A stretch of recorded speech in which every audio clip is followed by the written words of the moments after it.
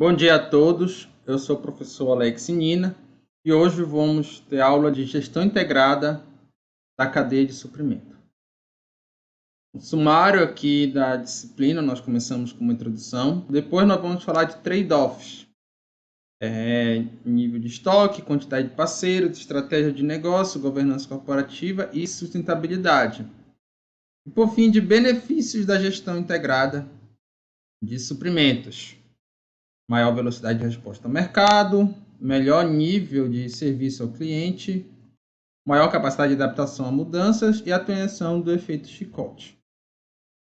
O objetivo geral é compreender a necessidade da gestão integrada da cadeia de suprimento, bem como seus benefícios. Já os objetivos específicos são compreender o conceito de empresa expandida e refletir sobre trade-offs que existem na gestão da cadeia de suprimento. Então, introdução. A gestão integrada da cadeia de suprimento constitui no planejamento e administração de todas as atividades envolvidas na produção, armazenamento, transporte, consumo e disposição final de um produto. Decorre da própria evolução da função produção, no que tange ao sistema de informação, os softwares de controle. Então, nós temos aqui uma evolução. Olha, na década de 1970, surgiram o MRP, primeiro MRP, que é o Material Requirements Management, ou planejamento de requisitos de materiais, tá? Necessidade de material, e tinha um planejamento linear. Ele evoluiu para o MPR2, lá na década de 1980, que é o planejamento dos recursos de manufatura. Planejamento de cadeia fechada, já com essa ideia de ciclo. E a RP surgiu na década de 90, é a versão mais moderna, que é o recurso da empresa, e aí vem com essa pegada de planejamento integrado de toda a cadeia. A RP, Enterprise Resources Planning, tá? Planejamento de recursos empresariais. Não adianta mais a empresa fazer uma gestão excelente da produção interna se seus fornecedores e distribuidores não fizerem. As empresas já não concorrem individualmente, mas através de uma cadeia de suprimento de produtos e concorrentes. Por quê? Isso aqui está um logotipo antigo da Ford, o primeiro logotipo lá do século XIX ainda, né? Final do século XIX, em que essa empresa Ford se destacou no mundo por conta de uma estratégia verticalizada e ganho de escala na produção. Então, a Ford atuava em todos os elos da cadeia produtiva, tá? Desde lá da produção da borracha até o carro final, né? Ao consumidor final. Então, e ela produzia de longa escala produtos padronizados, buscando justamente a economia de escala, a dita economia de escala. Então, ela fornecia para ela mesma, digamos assim. Ela concorria individualmente com as outras. A Toyota veio com um novo modelo de produção enxuta. Ao invés de ficar num único elo da cadeia produtiva, ela ficava, aliás, em vários elos, perdão, ela ficava focada em um único elo. Ela tinha uma rede de fornecedores de insumos e montava o produto final, o carro. Essa produção mais enxuta fazia com que a competição não fosse mais individual, porque ela tinha que ter uma boa rede de distribuidores para poder competir no mercado. Ela começou ganhando do modelo de negócio da Ford, assim depois da própria Ford, as grandes Detroit se atualizaram para competir com a própria Toyota e outras empresas de automóveis. Então, a ideia é de que o conceito de empresa expandida ganha destaque, tá? Isso aqui é a nossa cadeia de produção. A gente pode ter aqui a empresa foco, né? Fornecedor 1, fornecedor 2, conforme a gente anda a montante da cadeia, e distribuidor 1 até o consumidor, ou vários distribuidores até o consumidor final, conforme a gente anda justo antes da cadeia. Então, o foco, aliás, a empresa não pode mais ficar presa apenas ao que acontece nos seus processos internos de finanças, marketing, logística, nem mesmo a sua cadeia imediata, mas a toda a sua cadeia, tá? E aqui nós temos Segundo tópico, trade-offs, tá? Da gestão de cadeia de suprimentos, tá? A gestão de organizações frequentemente enfrenta trade-off, não só na questão da cadeia de suprimento, mas em tudo quanto é função administrativa, a gente pode dizer. Isto é, dilemas cujas opções apresentem prós e contras. Neste tópico, serão apresentados alguns dilemas importantes para a gestão de cadeia de suprimento. Tá? Então, o primeiro dilema é quanto ao nível adequado de estoque. Então, pode ser pouco estoque. Nesse caso, a empresa geralmente trabalha com maior personificação e menor custo de produção. Exemplo, menos deterioração do estoque. Deterioração do estoque. Exemplo, a Toyota. Ela não tinha um grande estoque de automóvel, o consumidor fazia uma requisição e aí o automóvel viria do jeito como ele pediu. Ou a empresa pode ter muito estoque, então vai ter muitos produtos disponíveis para o cliente instantaneamente. É mais segurança porque o cliente pode testar o produto. O produto já está a ponto do teste em muitas ocasiões. Olha só aqui a diferença. A produção com pouco estoque, começar com muito estoque, né? É a chamada produção empurrada. Tem o fornecedor, a empresa guarda um estoque na produção, para que esse cliente vá numa loja, por exemplo, e veja os produtos que já foram produzidos. O grande problema é que se esses produtos demorarem a vender, que estão no estoque, eles vão se deteriorando e isso, do ponto de vista financeiro, acaba causando bastante prejuízo. Além de você ter que ter também um espaço grande, né, para armazenamento desses estoques, toda uma questão de gestão, então tem bastante custo envolvido. A grande vantagem é que o cliente vai, por exemplo, numa loja e já sai com o produto. Tá? Já está ali o produto disponível. Às vezes é ruim o cliente entrar numa loja e ele deixar de comprar porque um produto não está no estoque. Tá? Para o setor de vendas isso aí é quase que inaceitável. Já a produção puxada trabalha com pouco estoque ou nenhum estoque. Por quê? O ciclo começa com a requisição do cliente. O cliente vai requisitar um produto da forma como ele quer, ou seja, customizado. E aí você vai fazer essa aquisição primeiro da empresa principal para a fornecedora. E aí a fornecedor manda os insumos adequados e o produto volta para o cliente. Tá? A grande vantagem é que vai estar personificado, além de você evitar os custos de estoque. A desvantagem é que nem sempre o cliente está querendo, quer todo esse tempo, né? Às vezes o cliente está apressado e quer comprar um produto padrão mesmo. Né? Nem sempre o cliente está ao meio de esperar todo esse tempo. Outro dilema é a quantidade de parceiros que a empresa vai ter. Olha só, a representação da rede logística da cadeia de suprimento pode ser da seguinte forma. Porque dificilmente a empresa vai trabalhar com um único fornecedor. É muito arriscado. Se der mal para esse fornecedor, vai dar mal para toda a empresa e, quem sabe, um elo inteiro, uma cadeia inteira de suprimento.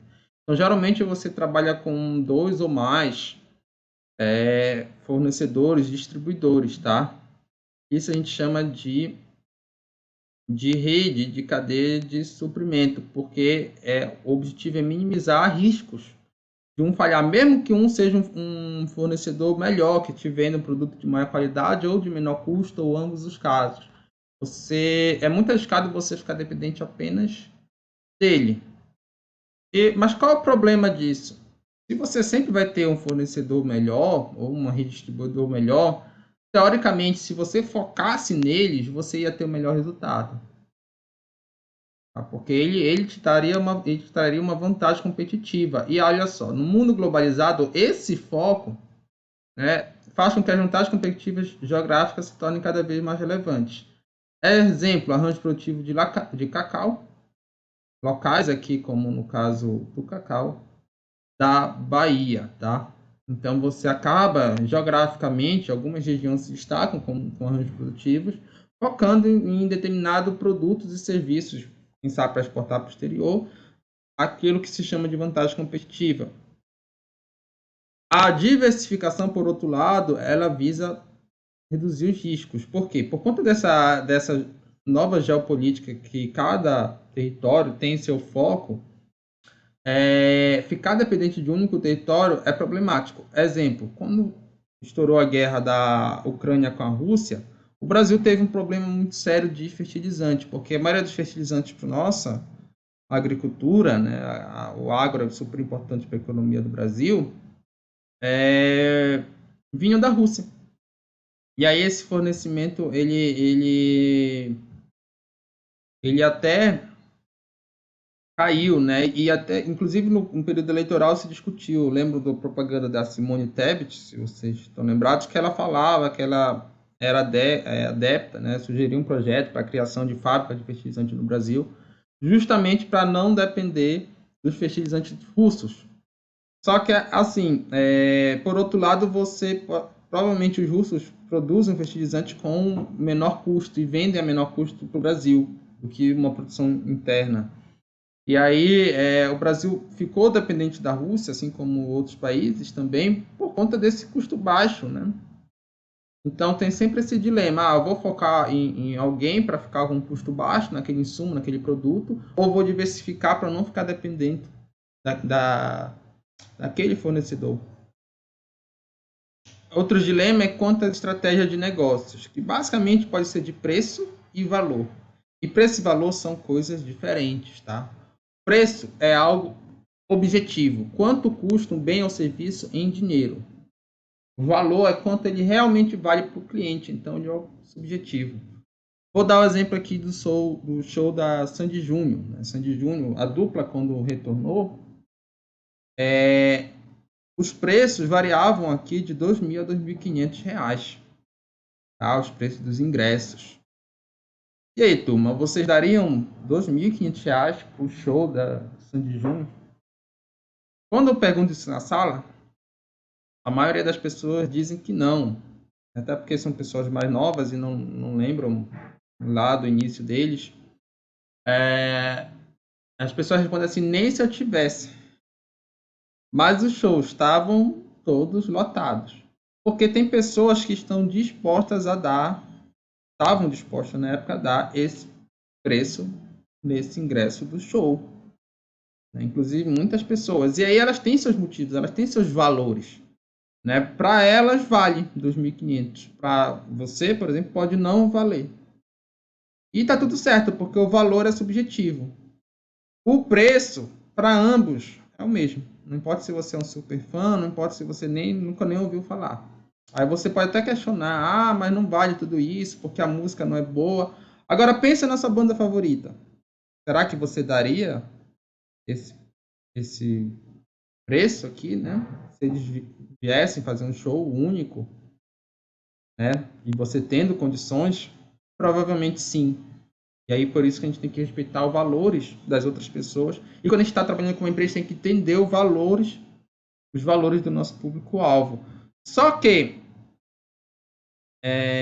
valor não é sinônimo de qualidade, porque a qualidade ela tende a ser mais objetiva e mensurável, tá? Estão relacionados, mas você mede a qualidade com indicadores como um defeito a cada 100 mil peças ou algo do tipo. Existem indicadores na literatura.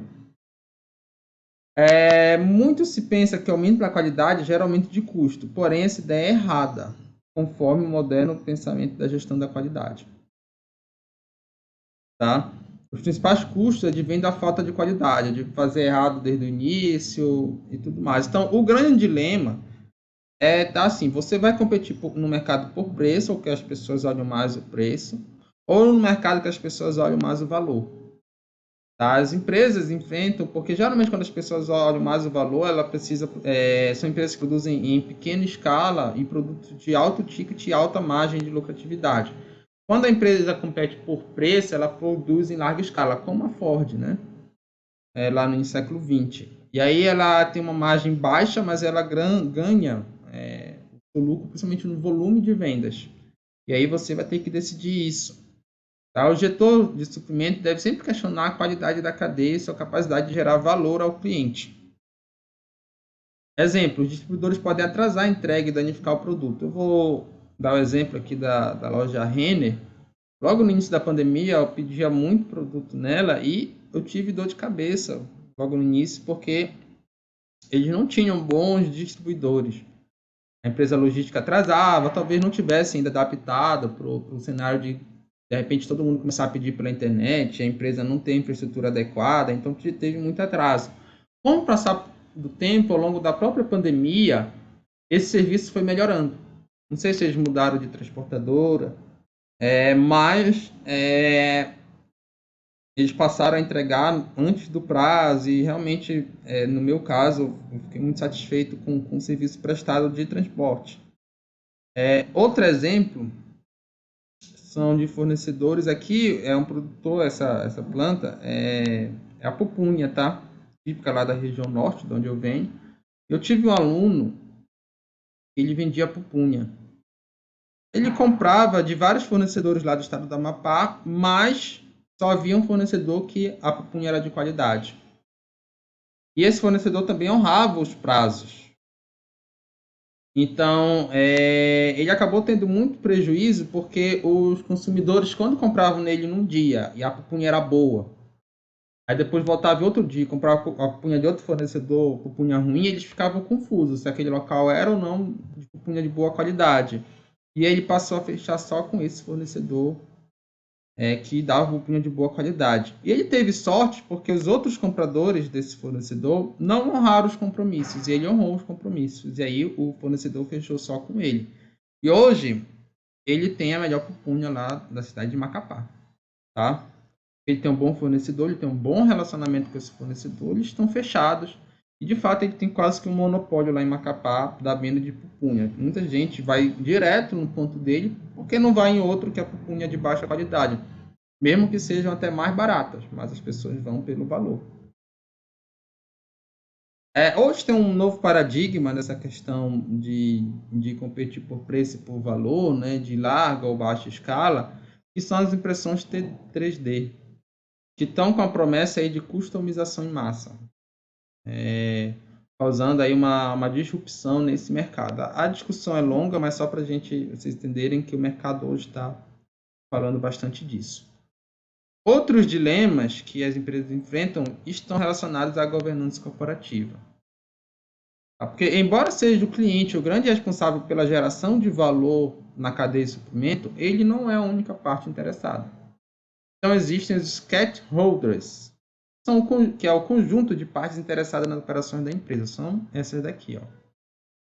Você tem no ambiente interno os acionistas, os donos, de modo geral, né, que são os shareholders, os gestores e os colaboradores.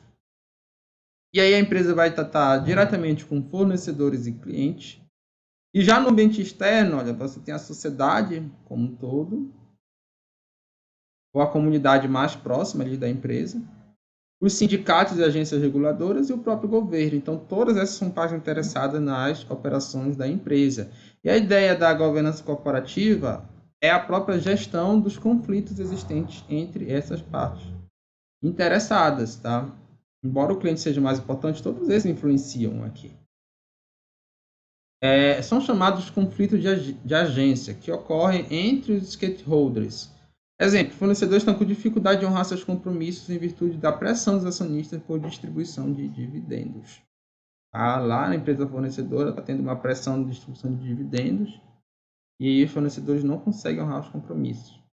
Os distribuidores estão com problemas com sindicatos ou agências regulamentadoras. Então, isso vai acontecer, o conflito entre esses agentes e a gestão da cadeia de suprimento, que são dois exemplos, né, dentro, vai ter que estar atenta também com isso. Outra questão é a sustentabilidade. Os dilemas existem, porque a sustentabilidade hoje virou um termo, um paradigma, né? Quando se fala em desenvolvimento, quando nós falamos em gestão empresarial. Mas será que se trata apenas de uma utopia? Esse é o grande questionamento. Tem um texto que eu recomendo, É chamado mercadores de moralidade. Tá? Que basicamente diz o seguinte: não faço porque entendo e acredito, mas faço para ganhar like. As pessoas fazem isso em várias situações, inclusive para se mostrar sustentáveis quando não são. Então as pessoas escrevem aquele textão no Facebook, no WhatsApp, reclamando do desmatamento, das mudanças climáticas. E até aí tudo bem, mas quando você vai ver na prática do dia a dia dessa pessoa, ela não separa nem o próprio lixo. Mas ela está ali para ganhar likes nas redes sociais. É um grande problema quando a gente fala do real motivo com que as pessoas façam as coisas, né? Se não existe muita utopia nisso tudo, né? Mas, independente disso, a gente tem que entender o conceito de desenvolvimento sustentável, que é aquele que satisfaz as necessidades das presentes gerações sem comprometer a capacidade das gerações futuras de suprir suas próprias necessidades. Tá? Esse é o conceito mais difundido, existem outros, tá? Mas esse aqui é o mais difundido. Lá de 1987, dado no relatório de Bruditno, que é essa senhora aqui, tá? Que coordenou a comissão para o meio ambiente naquele momento. O que está implícito nesse conceito é um conflito de gerações, geração atual contra a geração futura. Porque você tem sua comodidade das suas compras e as pessoas querem cada vez consumir mais, independente disso, seja por conta de marketing ou por conta delas quererem mais, mas isso acaba sendo fato e as pessoas querem sua comodidade. Imagina a vida adulta que você está cheio de problemas, né? Tem ali filho, tem às vezes pai e mãe para cuidar, tem boleto para pagar, e você acrescentar um problema mais, que é você cuidar do seu próprio lixo. Por mais que isso pareça plausível, há um custo para você, um custo inclusive psicológico, inclusive monetário, para você se preocupar com isso. Será que de fato você vai querer aferir mais esse problema na sua vida, pensando nas futuras gerações de pessoas que nem existem? Né? Será que as pessoas estão dispostas a fazer isso? Nós vimos como as pessoas agiram durante a pandemia. Por exemplo, né, que muitos jovens nem se preocuparam de sair para as ruas e voltar da rua, trazer o vírus para dentro de casa para os pais que estavam acomodados e que eram pessoas mais vulneráveis. Então, o objetivo aqui não é desmitificar a questão da sustentabilidade, mas é mostrar que muito se fala, mas a gente tem que entender a real problemática, e quando a gente entende, a gente está de fato diante de um dilema. Tá? E esse dilema ele vai também para o setor empresarial. Uma forma de você visualizar isso é o conceito pragmático do triple bottom line. Foi proposto por John Kington em 1994, que enxerga a sustentabilidade nessas três dimensões: econômico, ecológico e social. A empresa ia buscar, assim como a sociedade, um equilíbrio entre elas. Olha só as razões para a empresa ser sustentável, então, de acordo com Barbieri. Adequar-se à legislação, em abordagem do controle. Redução de custo, abordagem preventiva. E alcançar o público-alvo, abordagem estratégica. Daqui para cá você tem empresa cada vez mais sustentável. E tem a questão ética, que também entra na abordagem estratégica, tá? Então, olha só. A gente tem que entender que imagina uma empresa que adota internamente práticas sustentáveis, com uma abordagem de controle ou preventivo. Ela está lá, nos seus processos internos ela é sustentável, mas toda a sua cadeia produtiva não é. Então não adianta nada. Porque os consumidores sustentáveis, aí você pensa na abordagem estratégica, eles olham para isso aqui. Principalmente. Existem empresas, as certificações que também olham para isso aqui.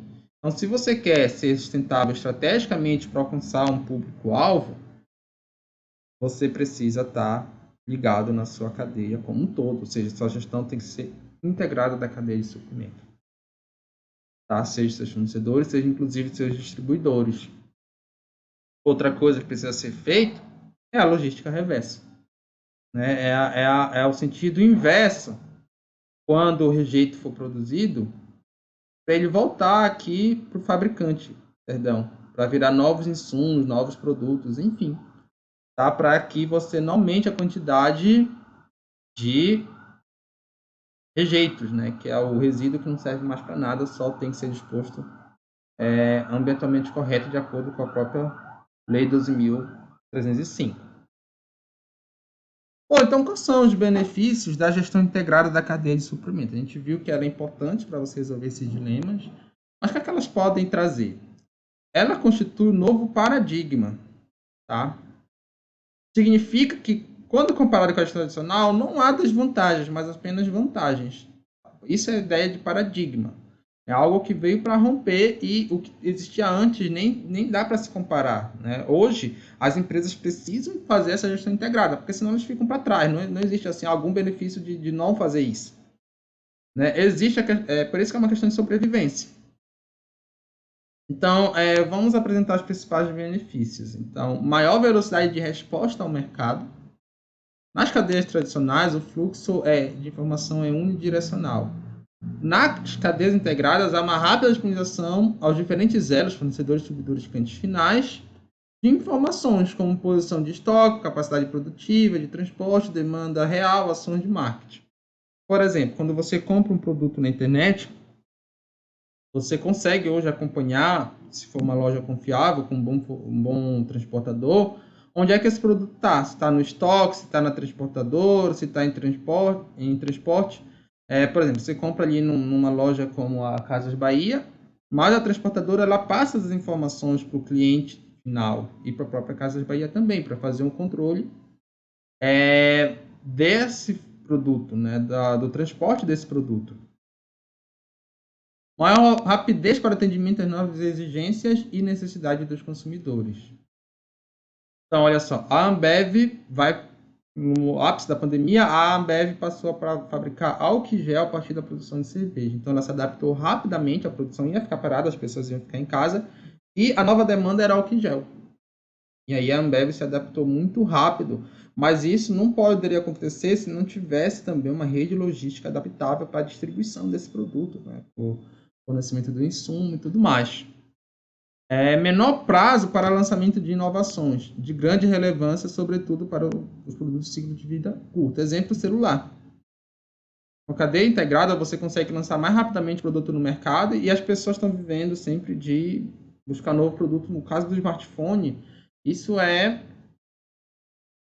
decorrente, isso é frequente. Você compra hoje um smartphone e amanhã ele já está defasado. As pessoas estão buscando cada vez mais a versão mais moderna do iPhone, do Samsung, enfim. Tá? Existe até uma grande crítica social em relação a isso, a questão da obsolescência rápida, do consumismo, mas é o que de fato está prevalecendo no mercado hoje. Tá? Bom, também uma vantagem a gestão integrada, porque ela proporciona melhor nível de serviço ao cliente. Então, envolve dimensões como disponibilidade de produtos, tempo de entrega, confiabilidade nos prazos, informação de apoio. A colaboração e integração entre os parceiros comerciais de uma cadeia de suprimento trazem melhorias significativas ao nível de serviço oferecido. Tá? Outros benefícios: aumento da disponibilidade de produto, melhoria no processo de previsão de vendas. Olha, você consegue automatizar mais isso através de software, sobretudo. Redução dos custos discutidos, tá? Melhor moldagem de oferta, reduzindo ruptura no estoque, aumento dos índices de disponibilidade. Também tem uso de ferramenta de gestão, com redução do tempo de ciclo do pedido, correto dimensionamento das operações e das coordenações das ações das empresas. Você tem maior confiabilidade dos prazos de entrega. Então, você vai ter planejamento coordenado das operações entre os parceiros da cadeia de suprimento, o que permite uma maior estabilidade e disciplina operacional. Menor concentração dos pedidos em período específico do mês, do ano, por questões comerciais. Maior reação a problemas operacionais rapidamente, reduzindo o número de atrasos. Tá? Flexibilidade. Estreita relações com fornecedores deixa espaço para encomendas especiais em momentos únicos de alta demanda. Maior satisfação das expectativas dos clientes ou entregas em condições especiais, como horários noturnos ou fora do centro de distribuição. Também a gestão integrada permite maior capacidade de adaptação às mudanças. no que tange ao desenvolver soluções capazes de adaptar a oferta de bens e serviços às novas condições de mercado, prevenir contra riscos sistêmicos e atender novos requisitos dos clientes, lidar melhor com os riscos associados à cadeia de suprimento, desde regulação ou entrada de novos concorrentes até catástrofes naturais, como furacões, inundações e terremotos. Uso de múltiplas ramificações internacionais das operações e de seus parceiros comerciais para monitorar um amplo espectro de economias e países, aumentando a possibilidade de antecipação frente a uma crise. Olha só, o caso da Ambev, né? Ou adaptação rápida ou antecipação. Usa as informações da necessidade dos consumidores finais para moldar a oferta de produtos e serviços, e não mais baseia-se em dados superficiais dos clientes imediatos. Alinhamento entre as equipes de desenvolvimento de produtos que devem ser projetados com base na padronização de componentes do post-Postman, o que permite trabalhar com menores estoques intermediários, garantindo a resiliência da cadeia. Outro benefício é a atenuação do efeito chicote. O efeito chicote é uma distorção entre a demanda real e a prevista que se propaga e se acentua a montante da cadeia de suprimento, devido ao incremento de segurança no nível de estoque. O que acontece? Se acontecer uma pequena variação aqui da demanda do cliente por um produto ou serviço, como isso já está tudo muito automatizado, conforme você vai a montante da cadeia de produção, essa pequena variação para fins de gestão de estoque, ela provoca um aumento do nível de estoque lá no armazenamento do fornecedor primário aqui, da empresa primária que fornece ao cliente nesse caso, né? E aí os fornecedores que estão jusantes, ou mesmo na própria empresa, os elos que estão, dessa cadeia de suprimento, vão propagando cada vez mais esse aumento de demanda. E aí o estoque, quando chegar lá no fornecedor, ele vai ter um aumento muito alto, mas isso pode acontecer por um erro, ou pode voltar logo à demanda padrão. E aí você vai ficar com uma grande quantidade de estoque sem que tenha uma demanda adequada. Até porque, mesmo se não voltar, o aumento da demanda não foi tão grande assim, funcionando esse aumento do estoque. Isso é um problema. O efeito chicote, ele é um problema, mas a gestão integrada ela ajuda para minimizar esse problema.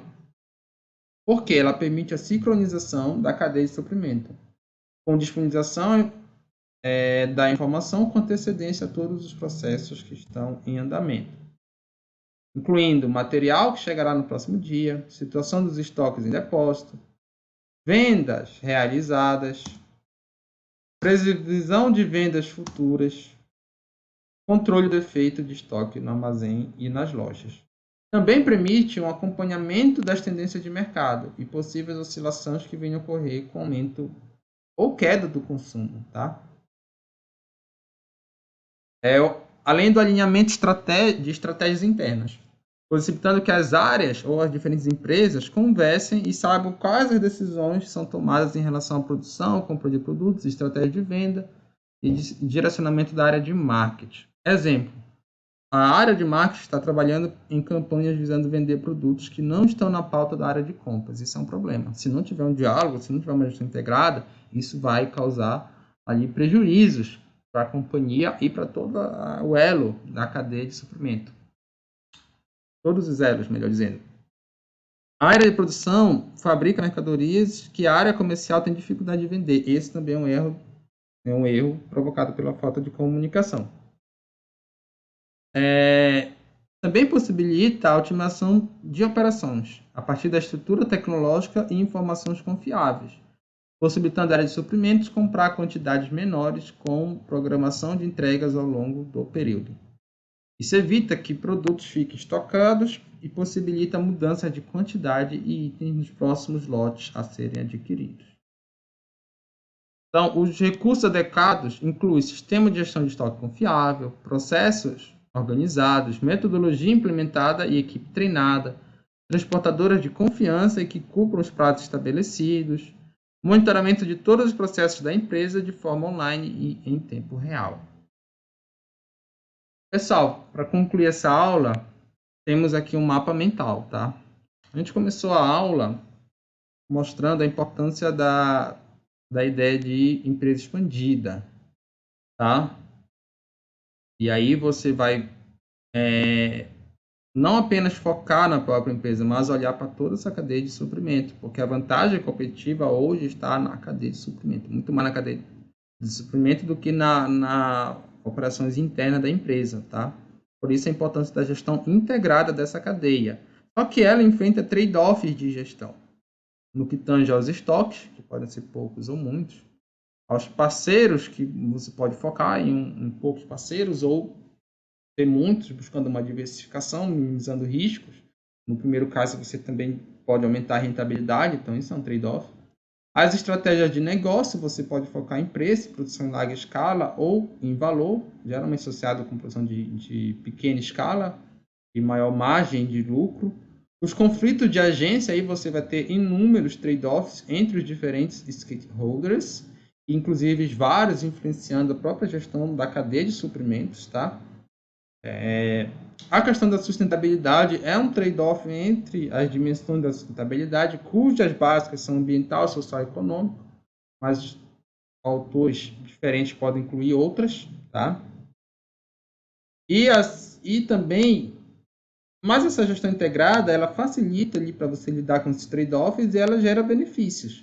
Os benefícios estão associados a maior velocidade de resposta, maior nível de segurança, melhor adaptação às mudanças e atenuação dos efeitos chicote. Bom, vamos propor uma atividade aqui para a turma para avaliar esse conteúdo. Tá? A turma será dividida em 5 grupos, os quais devem escrever um texto de no mínimo 20 linhas em Word, a ser substituído pelo OneDrive, explorando como a integração da cadeia de suprimento pode ajudar na gestão de um dos trade-offs. Então, cada equipe vai escolher um dos trade-offs. Nível de estoque, quantidade de parceiros, estratégias de negócios, governança corporativa e sustentabilidade. Foram os 5 que nós vimos na aula.